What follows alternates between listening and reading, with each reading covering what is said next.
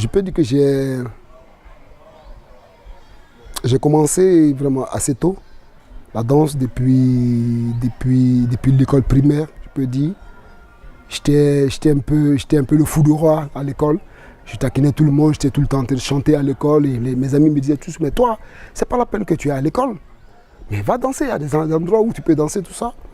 Et en 1989, il y avait ce qu'on appelait un concours de variétoscope en Côte d'Ivoire. Et dans la même période, je devais récupérer mon bulletin. À la même période, on était dans les calculs des moyennes. Et du coup, je ne suis pas allé chercher mes moyennes. Quand j'ai vu ce groupe-là danser, je me suis dit, voilà ce que j'irai chercher. Ok. Et donc, je suis resté avec ce groupe jusqu'à la fin des vacances. Et pour moi, je me disais, j'en voulais encore. J'en voulais parce qu'à l'époque, on avait été un peu lauréat.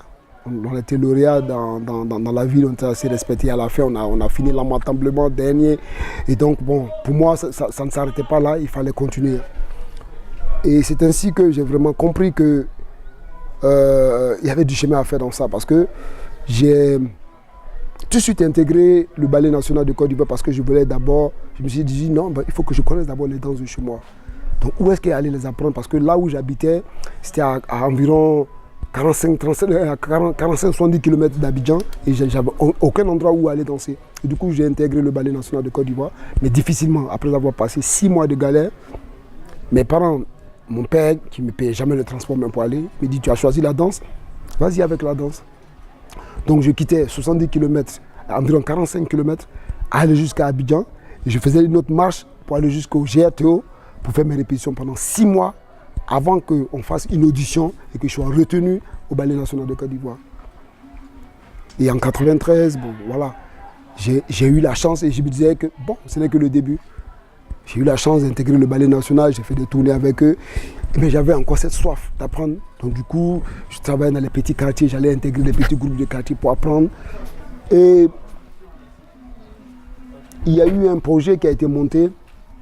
Quand je suis revenu des États-Unis, il y a eu un projet qui a été monté pour en fait découvrir des choses en Afrique ici. Donc pour moi, j'avais cette soif-là, de découvrir nos danses, d'apprendre nos danses. Donc je suis parti avec une troupe inconnue que je ne connaissais même pas, une troupe étrangère, pour faire le Mali, la Guinée, le Burkina Faso, dans des endroits où je m'arrivais même, il arrivait des moments où je dormais à la rue, parce qu'on ne connaissait personne.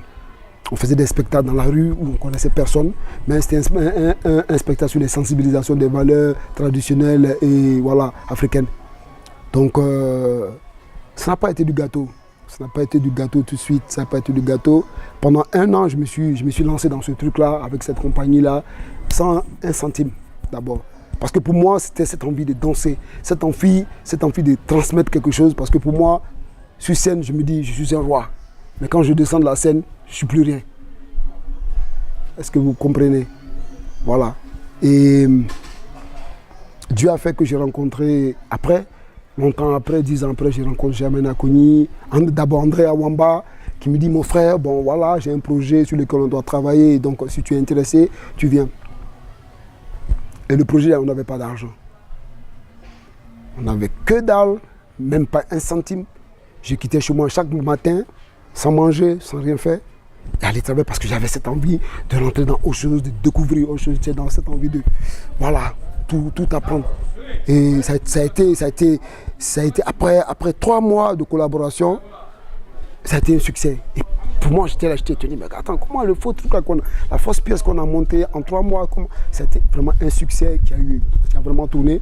Et ainsi de suite, j'ai été contacté par Germaine, ensuite qui m'a formé. Et je suis resté là jusqu'à aujourd'hui. Donc pour dire que on ne choisit pas de devenir danseur. On ne choisit pas. On devient danseur. À force de forger, on finit par devenir un forgeron.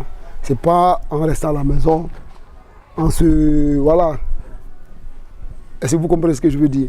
Donc il y a du boulot. Il y a vraiment du boulot. Il y a beaucoup de sacrifices.